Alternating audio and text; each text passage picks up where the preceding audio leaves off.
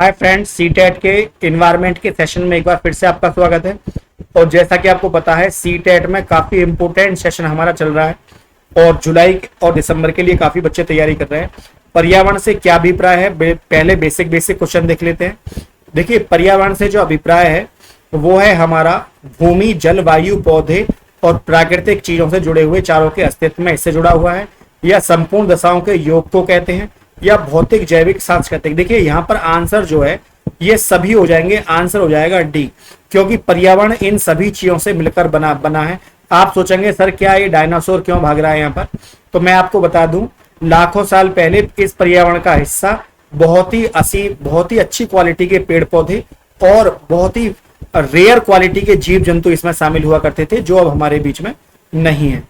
अगर आप एनसीईआरटी की बात करते हैं तो एनसीईआरटी में भी पर्यावरण को लिखा हुआ है कि पृथ्वी पर पाए जाने वाले भूमि, जल, पेड़ पौधे, जीव जंतु जो हमें चारों ओर से घिरे हुए हैं वो हमारे पर्यावरण है। 1986 के अधिनियम में पर्यावरण की जो परिभाषा दे रखी है वो ये है कि किसी जीव के चारों ओर घिरे भौतिक और जैविक दशाएं जो उनके साथ अंतःक्रिया को सम्मिलित करता है, वो परि और आवरण दो शब्दों से मिलकर बनता है, वही पर्यावरण है। ठीक, अगला क्वेश्चन है, पर्यावरण शब्द की उत्पत्ति किस भाषा से हुई है? ये हुई है फ्रेंच भाषा से। पर्यावरण किससे बनता है? मैंने आपको बताया, जैविक, भूकैय, अजैविक सबसे मिलकर पर्यावरण बनता है। ऑप्शन हो जाएगा डी। अगला हमारा यहाँ पर क्वेश्चन है, पर्यावरण एक अविभाज्य समष्टि है जिसकी रचना किसके द्वारा होती है? तो भौतिक, जैविक, सांस्कृतिक। क्वेश्चन को घुमा घुमा कर पूछा गया है पर आंसर हमारा वही रहने वाला है। अधोलिखित भौतिक पर्यावरण का तत्व नहीं है। भूमि का रूप, मिट्टी और खनिज ये सब भौतिक है, लेकिन बस्तियों को मानव बसाता है, ये यहाँ पर हमारा भाग भौतिक पर्यावरण का ये भाग नहीं है। मानव गतिविधि परिवर्तित पर्यावरण, जो मानव अपने द्वारा एटमॉस्फेयर को चेंज कर देता है उसको एंथ्रोपोजेनिक पर्यावरण कहते हैं, जो ह्यूमन चेंज से बनता है। पारिस्थितिक शब्द को सबसे पहले किसने बनाया? ये बनाया था अर्नेस्ट हैकेल ने, है ना। और इकोलॉजी सिस्टम की बात करें तो टेंस लेना। अगर इसमें तंत्र और शब्द जोड़ दूं मैं तंत्र, तो टेंस ले आता। अगर तंत्र शब्द नहीं जुड़ा है तो अर्नेस्ट हैकेल आएगा। इसका आंसर बी ऑप्शन यहाँ पर हो जाएगा। ये जो आप यहाँ पर अगले पौधा देख रहे हैं, ये पौधा कीटभक्षी पौधा है और इन पौधों को नेपेंथियस कहते हैं। नेपेंथियस, ठीक, नेपेंथियस मतलब कीटभक्षी पौधे। ये अपना मुंह खोलकर किसी भी कीड़े को जो है ये खा जाते हैं। तो अब ये एक अलग से क्वेश्चन था जिसके बारे में मैं आपको बताना चाहता था। ये क्वेश्चन अलग है। ये क्वेश्चन क्या है? पारिस्थितिकी निम्नलिखित में से बीच पारस्परिक संबंधों का अध्ययन क्या है? तो जीव और वातावरण के अध्ययन को इकोलॉजी कहते हैं।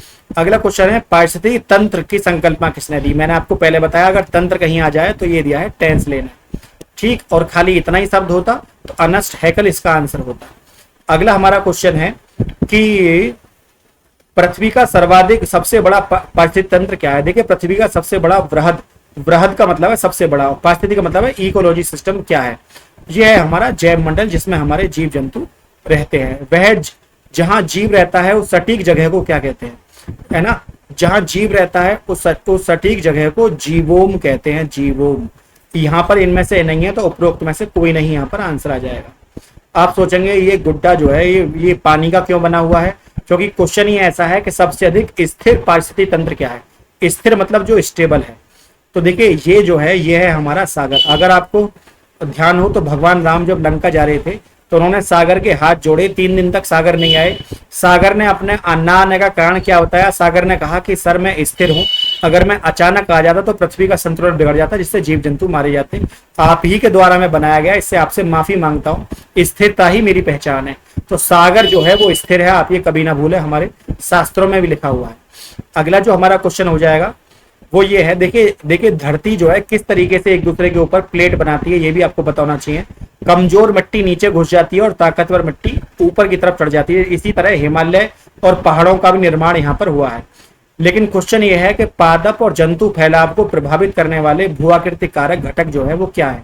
सीडीएस में भी आ रखा है क्वेश्चन। तो ढाल कोण, ढाल आकृति और अपेक्षित उभार जो निकलता है, यही जो है भूआकृति का कारक या घटक है। कौन कृत्रिम पारिस्थितिक तंत्र है? देखिए, कृत्रिम पारिस्थितिक तंत्र किसे कहते हैं? देखिए, वन हमें मिलती है, घास का मैदान, झील, ये सब प्राकृतिक है, लेकिन धान का खेत कौन बनाता है? धान का खेत इंसान बनाता है। तो ये जो है कृत्रिम है, ये मैन मेड है, इसे ह्यूमन मेड इसको हम बोल सकते हैं। घटती उत्पादनशीलता के क्रम में पारिस्थितिक तंत्र में निम्नलिखित में से कौन सा क्रम सही है? तो देखिए सबसे पहले मैंग्रोव आएंगे, फिर घास के मैदान, झील और फिर सागर आएंगे। घटता हुआ क्रम जो है यहाँ पर सी ऑप्शन हो जाएगा।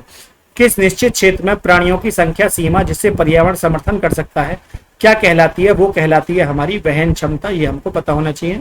वहन क्षमता वो होती है जो इतने एरिया में कितने जीव रहते हैं, कितने जीवों का जमीन भार उठाती है, इसकी वहन क्षमता है। पारिस्थितिक पिरामिड की संकल्पना 1927 में किसने दी थी? ये दी थी ग्रिफिथ टेलर ने। आंसर हो जाएगा यहाँ पर ए ऑप्शन। देखिए एक एक क्वेश्चन पेपर में छांटा हुआ है, ध्यान से पढ़ें। जीव भार का पिरामिड किस पारिस्थितिक तंत्र में उलट जाता है? तो जीव भार का जो पिरामिड है वो तालाब में उलट जाता है, क्योंकि जो बड़ी मछली हैं वो छोटी मछली को यहाँ पर खा जाती हैं। अगला क्वेश्चन है खाद्य श्रृंखला से क्या अभिप्राय है? देखिए एक जीव दूसरे जीव की उससे ऊर्जा प्राप्त करता है उसको खाने पर, यही खाद्य श्रृंखला हमारी कहलाती है। खाद्य श्रृंखला में फूड चेन में मानव क्या है? इसमें मानव जो है प्राथमिक और द्वितीय उपभोक्ता है, अंतिम नहीं है, उसके बाद खाने वाले भी हो। प्राथमिक में आते हैं हमारे पेड़ पौधे। खाद्य श्रृंखला जो है वो क्या है? खाद्य श्रृंखला जो है एक जीव दूसरे जीव को ऊर्जा का क्षरण करते हैं। उम्मीद है आज का सेशन आपको अच्छा लगा होगा। यदि वीडियो अच्छी लगे तो वीडियो को लाइक शेयर और चैनल को सब्सक्राइब करना ना भूलें। जय हिंद, जय भारत।